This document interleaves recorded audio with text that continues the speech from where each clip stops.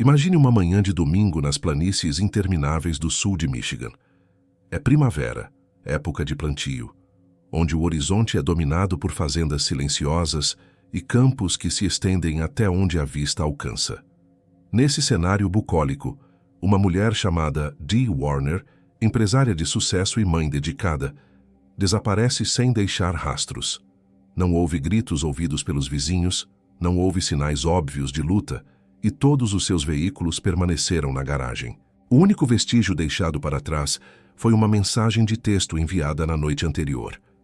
Uma mulher conhecida por ser expressiva, tagarela e detalhista enviou uma única letra para uma amiga. K. Depois disso, o silêncio. Por mais de 3 anos, essa comunidade viveu sob a sombra de um mistério agonizante.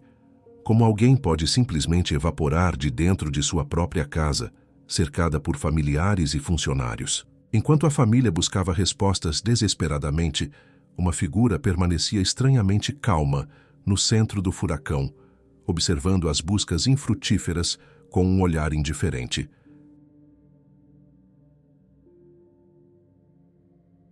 Nas planícies rurais do condado de Lenawee, em Michigan, Dee Warner era muito mais do que apenas uma residente local. Ela era uma força da natureza, uma figura central em uma comunidade onde todos se conheciam. Aos 52 anos de idade, Dee havia construído uma reputação sólida, como uma mulher de negócios formidável, descrita por aqueles que a conheciam como dura no ambiente profissional, uma atitude necessária para navegar no mundo predominantemente masculino da agricultura e logística.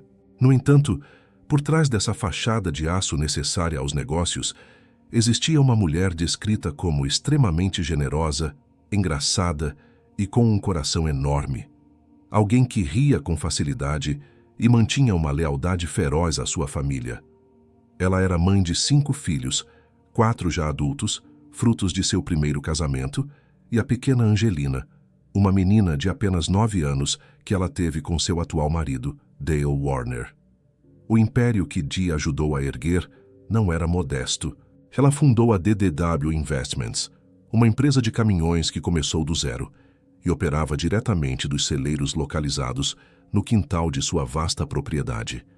Além dessa transportadora, que contava com cerca de 15 funcionários e era motivo de grande orgulho para ela, Dee gerenciava ativamente as operações da fazenda da família e uma empresa de produtos químicos voltada para a agricultura. Sua vida estava intrinsecamente ligada àquelas terras, onde gerações de sua família haviam vivido, criando um vínculo profundo com o cenário rural ao seu redor.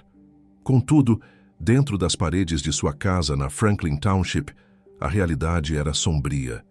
Dee estava casada com Dale Warner desde o ano de 2006, mas o que começou como uma parceria romântica e profissional havia se deteriorado para o que muitos descreviam como um mero acordo comercial sem afeto. O relacionamento era marcado por uma toxicidade extrema. Dale era um homem controlador que isolava Dee de seus sistemas de apoio e monitorava cada passo que ela dava. A vigilância era tão obsessiva que ele chegou a instalar dispositivos de rastreamento no carro dela para saber sua localização exata a todo momento. Além do controle psicológico, havia um histórico alarmante de abuso físico.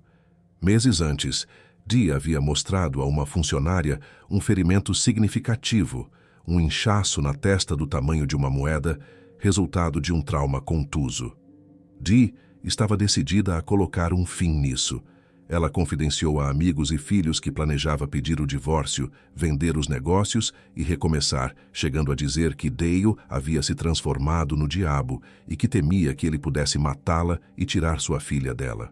A linha do tempo do desaparecimento de Dee começa a se desenhar de forma trágica no dia 24 de abril de 2021. Aquela manhã de sábado carregava um peso emocional visível. Dee tinha um compromisso no salão de beleza para fazer os cílios, algo que fazia parte de sua rotina de cuidados pessoais, pois ela gostava de estar sempre bem arrumada. No entanto, quando chegou ao local, sua esteticista, Kelly Jo Stace, notou imediatamente que algo estava terrivelmente errado. Dee estava chorando copiosamente, com os olhos inchados e o rosto marcado por horas de lágrimas. Ela estava visivelmente perturbada devido às desavenças contínuas em seu casamento, mas, demonstrando sua resiliência habitual e planos para o futuro, agendou um novo horário para a semana seguinte antes de sair. Ao longo daquele dia, Dee visitou seus filhos adultos, tentando manter uma aparência de normalidade, e até levou sua filha caçula, Angelina, para um jogo de futebol, torcendo na lateral do campo como qualquer mãe faria. Mas, por dentro, ela estava se preparando para um confronto definitivo. Prevendo que a noite seria volátil, Dee tomou uma decisão crucial para proteger a pequena Angelina.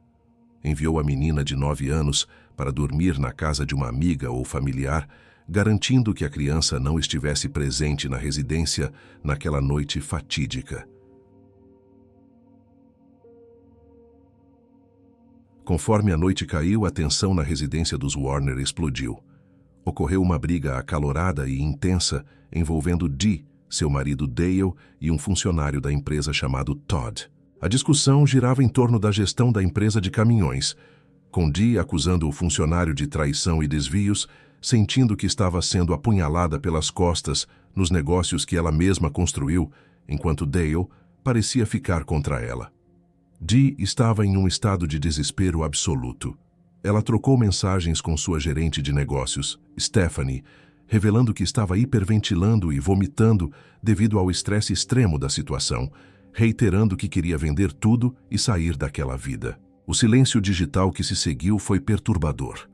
Às 22h24, uma amiga enviou uma mensagem perguntando como as coisas estavam. Dee, que sempre respondia rapidamente e adorava conversar, não respondeu de imediato. Após 29 minutos de silêncio agonizante, às 22h53, o telefone de Dee enviou uma resposta que assombraria a todos. Apenas a letra K. Aquela única letra fria e impessoal foi o último sinal de vida. Poucos minutos depois, às 23h, o telefone se desconectou da rede Wi-Fi da casa. E, finalmente, às 2h30 da madrugada do dia seguinte, o aparelho morreu completamente, cessando qualquer atividade. O amanhecer de domingo, dia 25 de abril de 2021, trouxe consigo um silêncio ensurdecedor para a rotina da família. Raquel, filha de Dee, chegou à fazenda por volta das 9h da manhã para o tradicional café da manhã de domingo, que elas sempre compartilhavam. Era um ritual sagrado para mãe e filha, um compromisso que Dee jamais perdia. No entanto, ao bater na porta e chamar pela mãe, Raquel foi recebida apenas pelo vazio. Ninguém atendeu. O medo começou a se instalar instantaneamente, pois Dee era alguém que vivia com o telefone na mão e respondia a qualquer chamado em questão de minutos. A cena na propriedade apenas aumentava o mistério e a angústia. Raquel notou que todos os veículos de Dee estavam lá. O Cadillac, que ela usava diariamente, estava estacionado na garagem e seus outros carros também permaneciam na propriedade. Se ela tivesse saído, como o faria sem seus carros em uma área rural onde o transporte é essencial? Ao entrar na casa em busca de respostas, a família encontrou um cenário confuso. A bolsa de maquiagem de Dee, seu secador de cabelo e outros itens pessoais essenciais haviam desaparecido, sugerindo que ela poderia ter feito uma mala. No entanto, na sala de estar, o sofá estava coberto de cobertores e cercado por lenços de papel espalhados, como se alguém tivesse passado a noite ali doente, sofrendo de uma forte gripe ou enxaqueca. Foi então que Dale Warner, que trabalhava tranquilamente na fazenda com um pulverizador, apresentou algo que gelou o sangue da família. Ele entregou a Raquel o anel de casamento de diamante de Dee, uma joia avaliada em cerca de $50.000. Dale alegou calmamente que Dee havia deixado o anel em sua mesa no escritório antes de ir embora ou desaparecer. Para os filhos, aquilo era impossível. Dee amava aquele anel e jamais o tiraria, muito menos o deixaria para trás voluntariamente se estivesse apenas partindo por um tempo. A presença dos carros, a ausência de comunicação e, acima de tudo, o anel deixado para trás, gritavam que algo terrível havia acontecido naquela casa transformando o domingo silencioso no início de um pesadelo sem fim.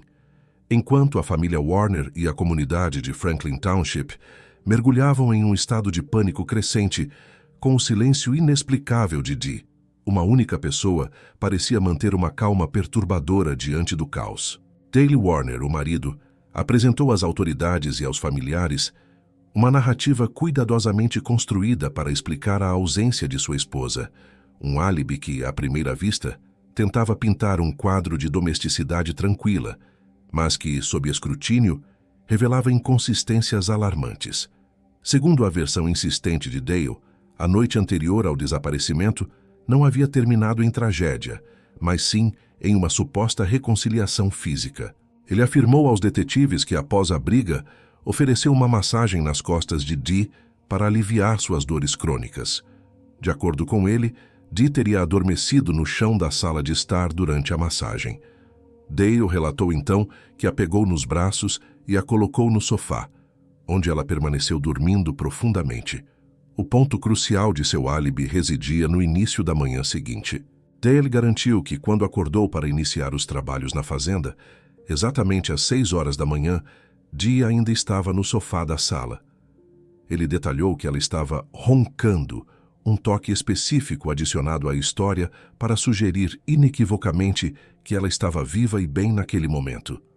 No entanto, essa imagem de paz contrastava violentamente com a teoria que ele passou a vender para todos que perguntavam sobre o paradeiro dela.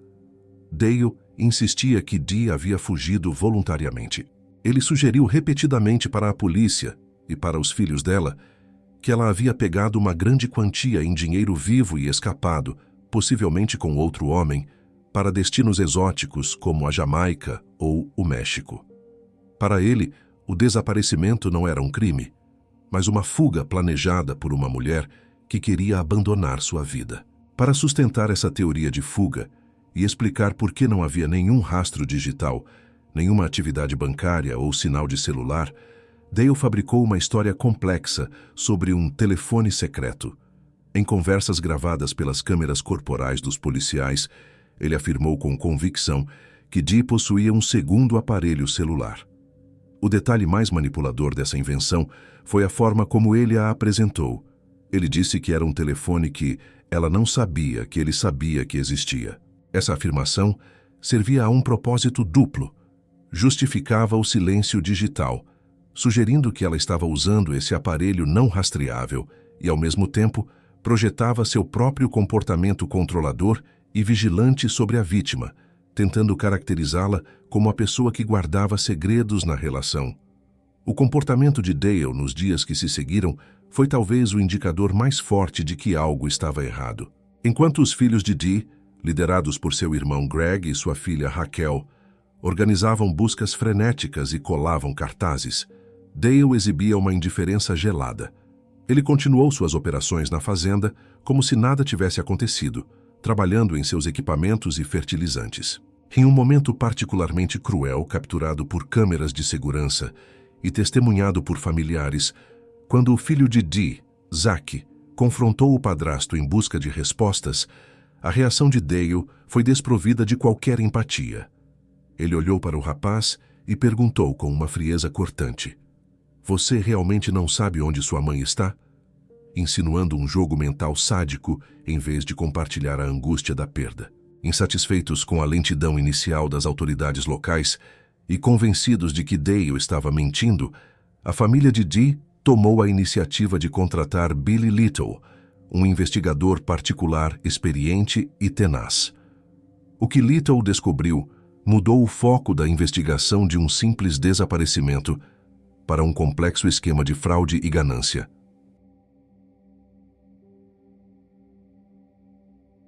Ao mergulhar nos registros financeiros do casal, o investigador desenterrou um golpe massivo que parecia ser o motor por trás do crime.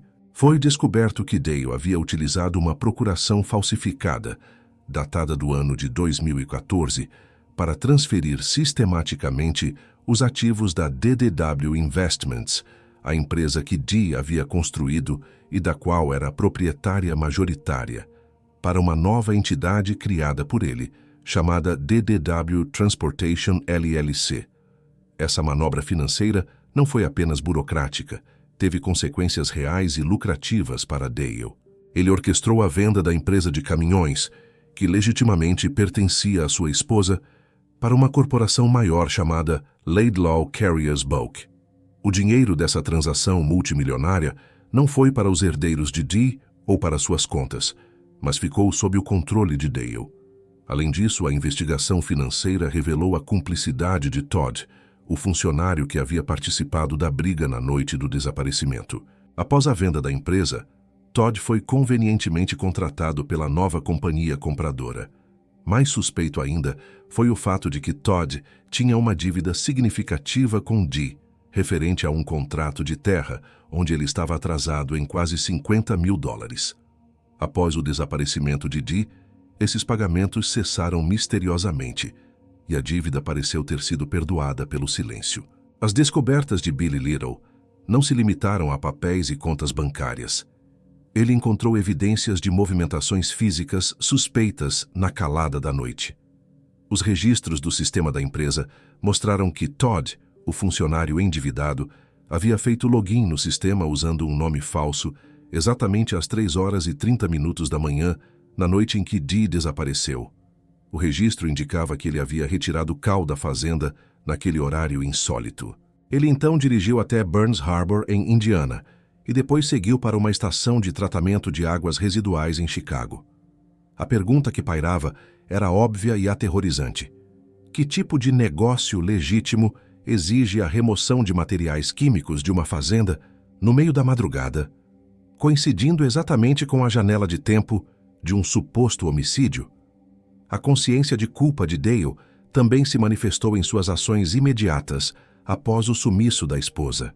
Apenas um dia depois de Dee ter sido vista pela última vez, em vez de usar os recursos da fazenda para ajudar a encontrá-la, Dale agiu para ocultar seus rastros. Ele contatou técnicos para mudar as senhas de todo o sistema de segurança da propriedade, bloqueando o acesso às câmeras que poderiam ter registrado a verdade.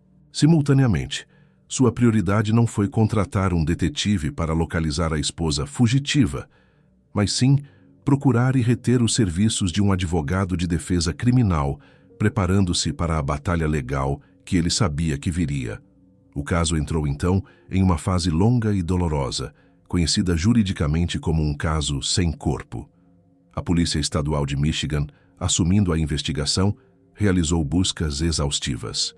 Utilizaram radares de penetração no solo, cães farejadores de cadáveres e escavadeiras pesadas. Eles reviraram entre 500 e 700 acres de terra, vasculhando silos, campos vizinhos e áreas de mata fechada. No entanto, a vastidão da paisagem rural de Michigan parecia engolir qualquer segredo que estivesse enterrado ali. Cada busca infrutífera era um novo golpe na esperança da família, solidificando a angústia de não ter um local para chorar a morte de Dee. A guerra psicológica se intensificou. Greg, o irmão de Dee, recusou-se a deixar Dale esquecer o que havia feito. Em um ato de desafio público e sarcasmo mordaz, ele alugou um enorme outdoor estrategicamente posicionado bem em frente à entrada da fazenda de Dale. O cartaz exibia uma foto grande de Dee com os dizeres: "Ajude Dale a encontrar sua esposa." A intenção era clara: forçar Dale a encarar o rosto da mulher que ele dizia ter fugido toda vez que saísse de casa ou olhasse pela janela, um lembrete constante de que a comunidade não havia comprado suas mentiras e que os olhos de todos estavam voltados para ele.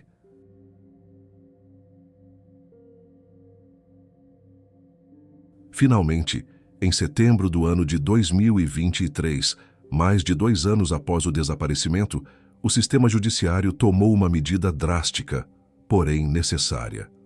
Um juiz declarou Dee Warner legalmente morta. A decisão baseou-se na total e completa ausência de qualquer sinal de vida. Nenhuma movimentação em suas contas bancárias, nenhum uso de seu número de seguro social, nenhuma renovação de receitas médicas e nenhum contato telefônico desde aquela fatídica noite de abril. Essa declaração judicial foi um marco doloroso, pois encerrou oficialmente a esperança de encontrá-la com vida, mas foi fundamental para a estratégia da família. Com a certidão de óbito em mãos, eles ganharam o poder legal de processar Dale civilmente por morte culposa, abrindo uma nova frente de batalha onde o padrão de prova seria diferente, permitindo-lhes continuar a perseguição por justiça e, talvez, forçar a revelação da verdade sobre o destino final de Dee. Após anos de suspense angustiante, investigações que pareciam chegar a becos sem saída e uma família atormentada pela incerteza, o caso de Dee Warner atingiu um ponto de inflexão decisivo em 21 de novembro do ano de 2023. Foi nesta data que a Polícia Estadual de Michigan, após reunir meticulosamente uma montanha de evidências circunstanciais, finalmente agiu.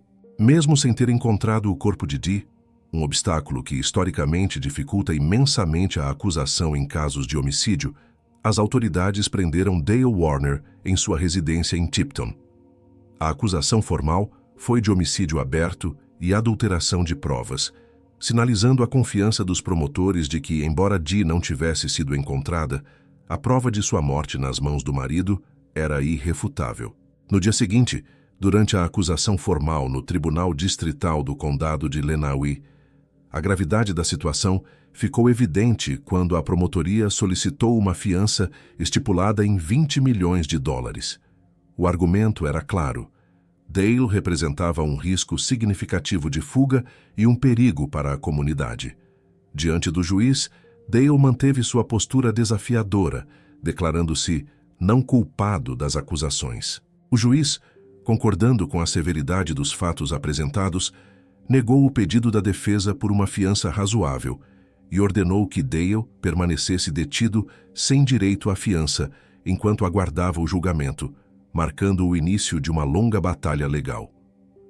A fase seguinte deste drama judicial desenrolou-se meses depois, durante a audiência preliminar realizada em junho do ano de 2024.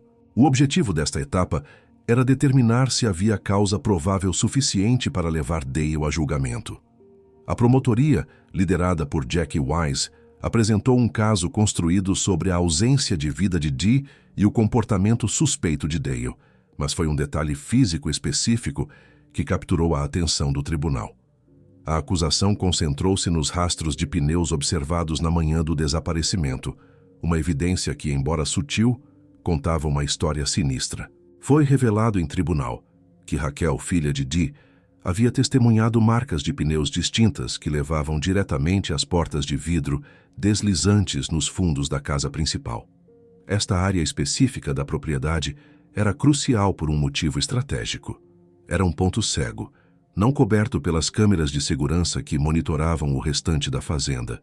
A teoria da promotoria era arrepiante em sua praticidade. Dale teria utilizado um trator carregador frontal, especificamente uma máquina da marca JCB, para transportar o corpo de Dee da sala de estar, onde ele alegava que ela dormia, para fora da residência sem ser detectado. O promotor argumentou que a caçamba desse trator encaixava-se perfeitamente entre os pilares da varanda, permitindo que ele encostasse a máquina na porta dos fundos para remover o corpo discretamente. A defesa tentou combater essa narrativa, alegando que as ações de Dale eram consistentes com a rotina da fazenda e que não havia provas diretas de crime. No entanto, a juíza Anna Fruschauer não se convenceu.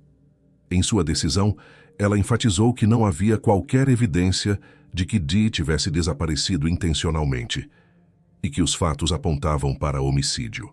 A juíza decidiu que havia provas suficientes para prosseguir e o julgamento com júri foi agendado para janeiro do ano de 2026. Enquanto o processo legal avançava, a reviravolta mais chocante do caso ainda estava por vir.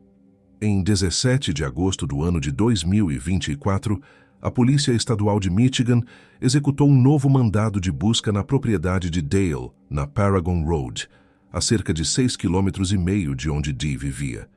Desta vez, a estratégia mudou. Em vez de escavar a terra em busca de uma cova, os investigadores focaram sua atenção em estruturas e equipamentos acima do solo, guiados por novas informações e técnicas de investigação refinadas.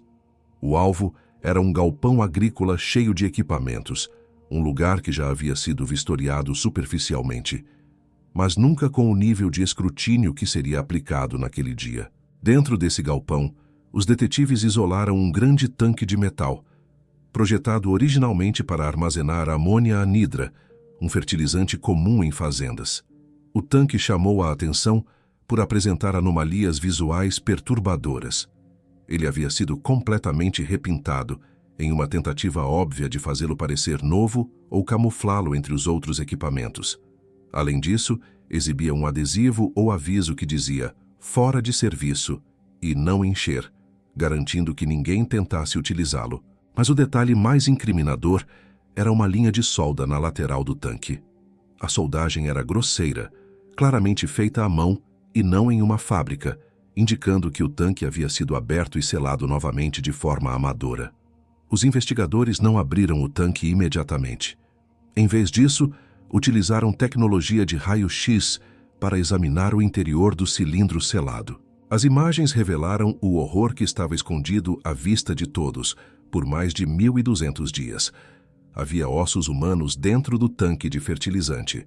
Dee Warner não estava na Jamaica, nem no México, nem enterrada em um campo distante. Ela estava dentro de um tanque na propriedade do marido, preservada em um túmulo de ferro hermeticamente fechado.